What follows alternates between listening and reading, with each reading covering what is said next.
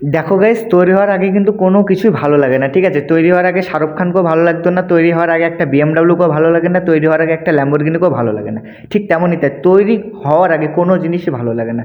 একটা ঘর বানাচ্ছ তুমি, সে ঘরটা যতক্ষণ না কমপ্লিট হবে ততক্ষণ কিন্তু সেটাকেও দেখতে ভালো লাগবে না, সেটারও একটা কোনো সৌন্দর্য আসবে না, ঠিক আছে? তেমনই তাই, তুমি আজ মেহনত করছো, মেহনত করতেই থাকো, দেখো তোমারও একটা দিন আসবে, আসবেই, আসতেই হবে, তোমার মেহনত সেই দিনটাকে আনাবে।